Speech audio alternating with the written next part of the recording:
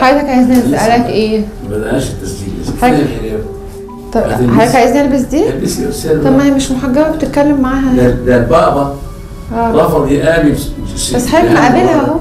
رفض يقابل جيهان مبارك. ما حضرتك بقى بتتكلم معاها بقالك ساعتين جوه وهي مش بابا محجبه. روما. لا الحجاب ده فرض وعلى راسي من فوق. خلاص. بس مش حضرتك بتتكلم مع المعده بقالك ساعتين جوه قاعد معاها في الاوضه من غير حجاب. مع رندا من غير حجاب. انا كنتش قاعد معاها علشان خاطر اتحكم.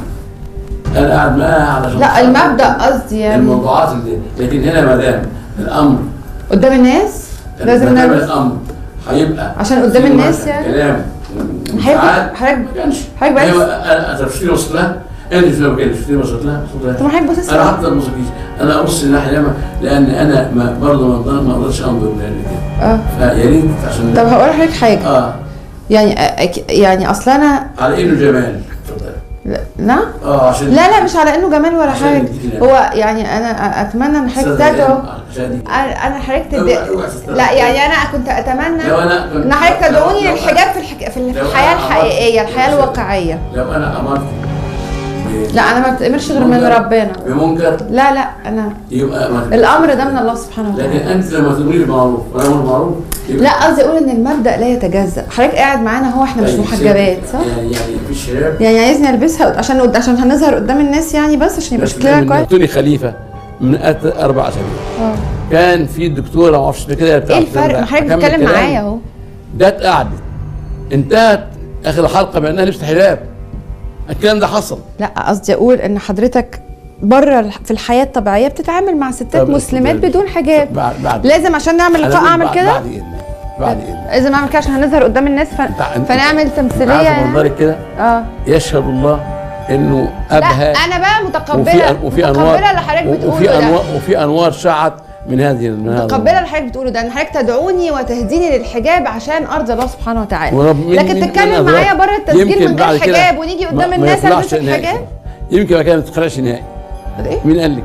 مين ايه؟ ربنا هو الهادي يا استاذه ريهام. طب يعني بس انا هحس ان انا ممثله شويه. ان شاء الله لو لبست الطرحه قدام الناس دلوقتي هحس اني ممثله شويه. انا سالتهم السؤال ده قلت لهم رجل ولا الساده لابسه حجاب؟ لا انا قصدي اقول ان في الحياه الطبيعيه حضرتك بتتعامل مع ناس مش محجبات. في مثل بيقول ايه؟ يعني بتتكلم معايا بقالك 10 دقايق اهو من غير حجاب. فهن ايه معنى؟ الايه؟ اذا عز اخوك فهن. يعني لما اخوك يكون اعز على الامر وعاوزه لين له خليك لين ومش هتخسري حاجه. انا اصلا لن هتكسبي مش هتخسري. لا مش حكايه. هيكون حاجه برضه مش فاهمني. هيشوفك. لو انا كنت من اول ما دخلت من الباب حضرتك عملت كده وقلت خلاص مش هتكلم مع ستات مش محجبات كنت ماشي. يا ابنتي لكن حضرتك بقالك 3 ساعات بتتكلم مع المعده وهي شعرها اصفر زي القمر. انا ابنتي عندي هنا في عناية الاثنين انا ما بشوفش شيء كامل. طب يبقى حلو. كمل كلامي. انا عندي في عناية الاثنين اللي هي الميه البيضاء. انا ارى كل شيء وراء حتى كان الاخ شافني كان ماسكني. انا ارى كل شيء من وراء ستاره. فاذا حبيتي مش عاوز يعني اقوم يعني لازم امثل على الناس. يعني حاضر لا نمثل. اقوم يعني انا مش عايز اقوم خلاص. البس لبس التمثيل. حاضر. انا ابني شيله كده العربيه عشان اروح. ابتدينا التمثيليه. يلا كويس؟ يلا اتفضل.